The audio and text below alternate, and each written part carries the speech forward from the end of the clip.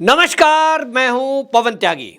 बिहार के पत्रकार मनीष कश्यप एक बार फिर से चर्चा में हैं और चर्चा इसलिए शुरू हुई क्योंकि अचानक से मनीष कश्यप से मिलने के लिए भारतीय जनता पार्टी के एक बड़े लीडर मिलने के लिए बिहार पहुंच गए।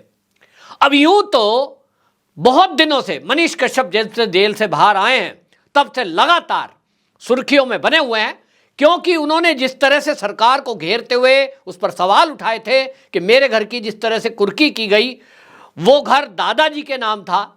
पत्रकार ने यह भी बताया कि मेरे ऊपर 1 करोड़ का कर्जा है और ये जो सरकार है इसके चलते उनके भाई की नौकरी तक छूट गई। और दोष केवल इतना था कि उन्होंने सरकार से कुछ सवाल पूछे थे। और ऐसा तो नहीं है कि मनीष कश्यप अगर यूट्यूब पत्रकार है तो वो केवल आरजेडी या जेडीयू से सवाल पूछ रहे थे, वो तो उत्तर प्रदेश की योगी सरकार पर भी सवाल उठा रहे थे। लेकिन पत्रकारों को कुचलना, शायद ये जो इंडिया अलायंस के नेता हैं इनको ऐसा लगता है कि जो भी इनसे सवाल पूछे उसके खिलाफ इसी तरह केस दर्ज कर दो। आपको याद होगा अर्नब गोस्वामी। लेकिन अब बात करूं तो जो चर्चा है वर्तमान में कि बीजेपी का एक बड़ा लीडर मनीष कश्यप से मिलने के लिए उनका घर पहुंच जाए, तो वाकई में चर्चा तो होगी। और चर्चा क्यों ना हो कि 2024 का लोकसभा चुनाव सर पर है। इसको लेकर पहले हमने भी बातचीत की, हमने भी पूछने की कोशिश की कि क्या मनीष कश्यप राजनीति में आएंगे। कई चैनल वालों ने भी बातचीत की है, तो हर बार मनीष कश्यप ने यह कहकर जवाब दिया है कि मैंने तो माइक आईडी ले ली है, माने मैंने अब माइक हाथ में थमा लिया है और राजनीति में जाने का मेरा कोई मकसद नहीं है। लेकिन अब कुछ नेशनल चैनल पर मनीष कश्यप के जो इंटरव्यू हैं उसमें कई नामी ग्रामी चैनलों पर भी उसका इंटरव्यू हुए हैं, जिसमें एबीपी है, इंडिया टीवी है। ऐसे चैनलों पर इंटरव्यू आना कहीं ना कहीं कोई संकेत दे रहा है।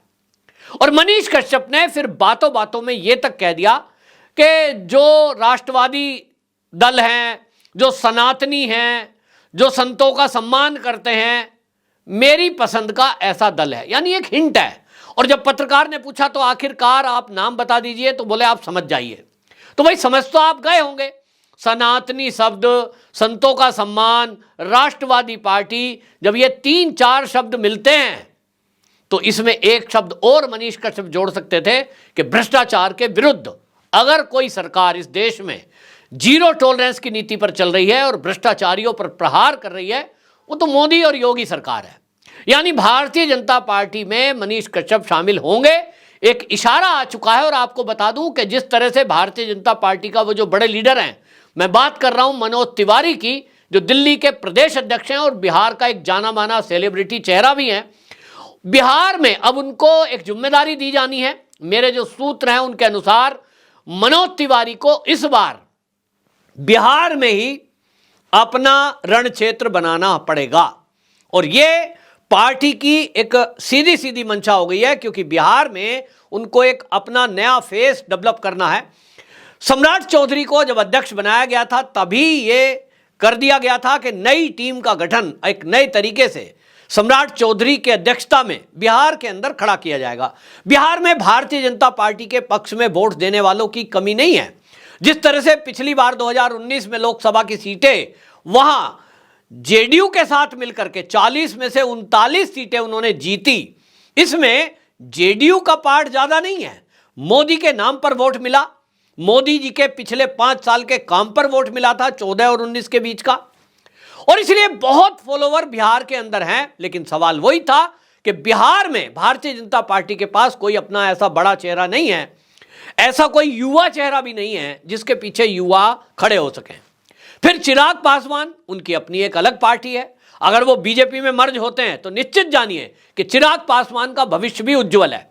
आज की डेट में 1-2 सीट लेकर आने वाला चिराग पासवान, फिर चाचा भी उनसे अलग हो गए, पशुपति पारस। अब ये अलग थलग होने के बाद भी वो बचा क्या है?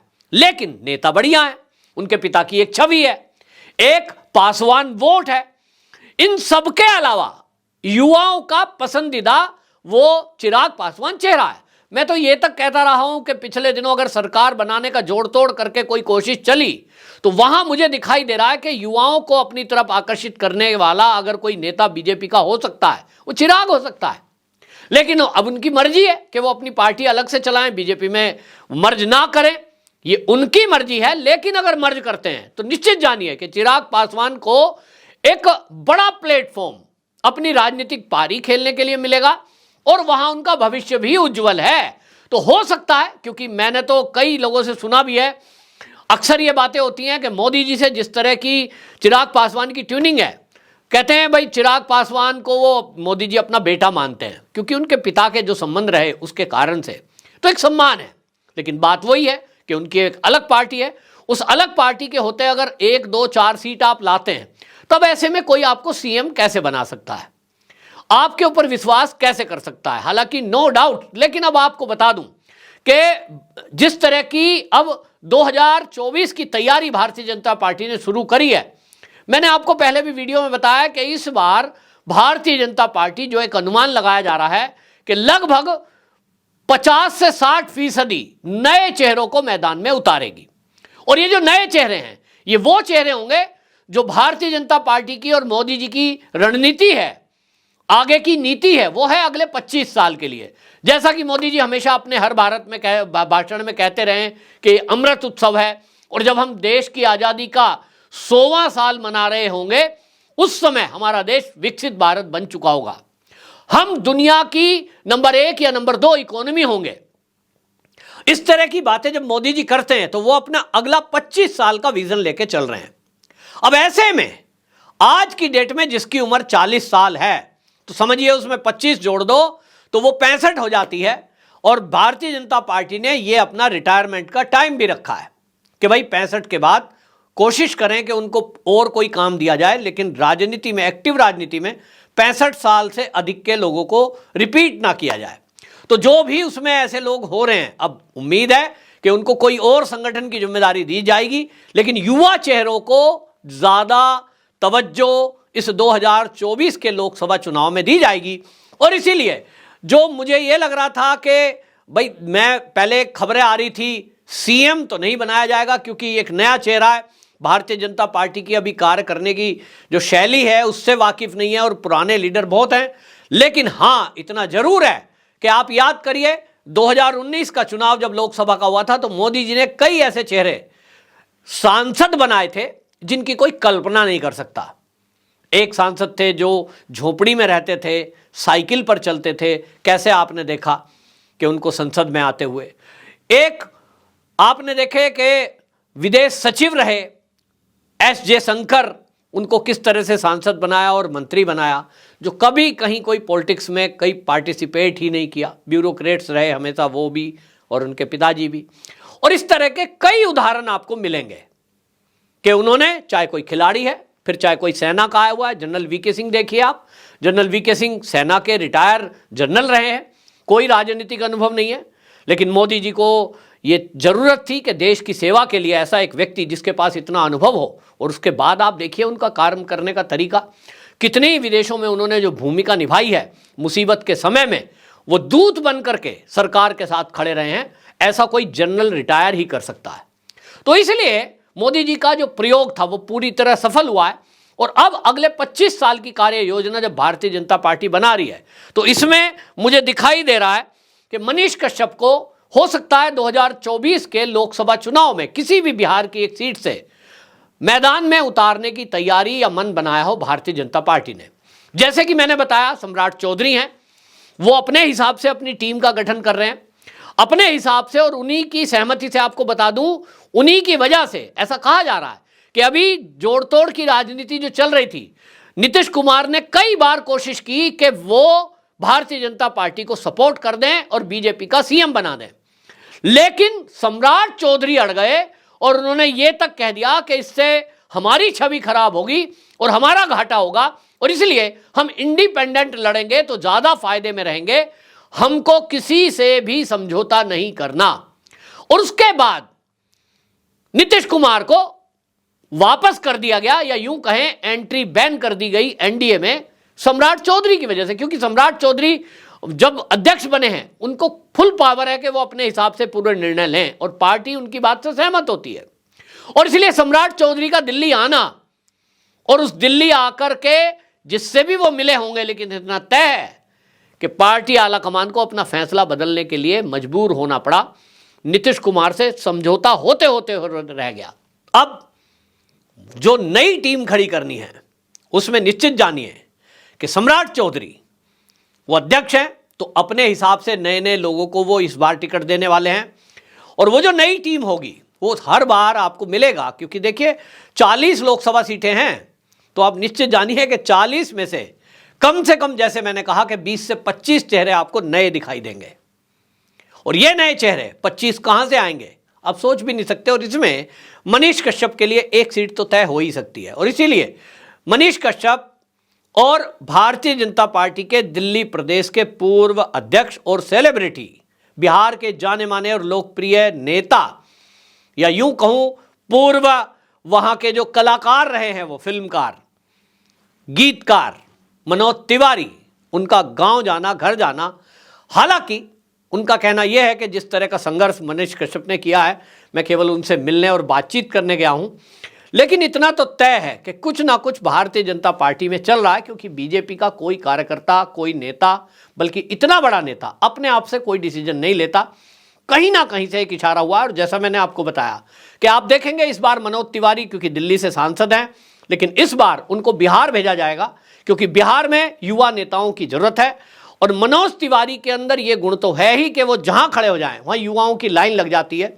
दिल्ली में भी उन्होंने पूर्वांचल के जो लोग वहां रहते हैं उसमें युवाओं की एक भारी फौज उनके साथ खड़ी है, जो हर समय एक फोन पर सैकड़ों लोग इकट्ठे हो जाते हैं, क्योंकि एक सेलिब्रिटी भी हैं, लेकिन उस सेलिब्रिटी होते हुए भी वो राष्ट्रभक्त और अच्छे एक नेता के तौर पर भी जाने जाते हैं। जिस तरह से उन्होंने केजरीवाल के कमियों को उजागर किया है, भ्रष्टाचार को उजागर किया है, तो पार्टी ये समझती है कि अब उनको बिहार की कमान संभाली जाए। और हो सकता है 24 में मनोज तिवारी जब जीत के आएंगे बिहार से, तो उनको केंद्र में मंत्रिमंडल में शामिल भी कर लिया जाए बिहार के कोटे से। तो उनको भी ये कहा गया होगा कि आप अपने हिसाब से लोगों को खंगालिए, और आपके संपर्क में आपको कोई लगता है तो भाई वो नए चेहरे वहां हो सकते हैं। और हो सकता है आपको लगता हो कि देश के किसी भी भाग में कोई बिहार का रहने वाला ऐसा युवा चेहरा जो राजनीति में भारतीय जनता पार्टी की विचारधारा से जुड़ा हुआ हो या बीजेपी की टीम में जुड़ा हुआ हो, उसको भी बिहार भेजा जाएगा, ऐसी मेरे पास खबरें हैं। यानी मैंने ये तो बता ही दिया आपको कि भारतीय जनता पार्टी अब पूरी तरह से तैयारी कर चुकी है कि जेडीयू अभी तक कोई समझौता नहीं होगा, सरकार में कोई शामिल नहीं होंगे।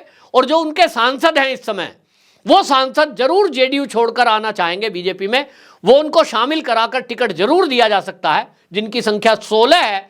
अब उसमें से कितने आते हैं वो अलग बात है, लेकिन इतना तय है कि जेडीयू अब खत्म होने जा रही है। बिहार में नीतीश कुमार शून्य पर हो जाएंगे।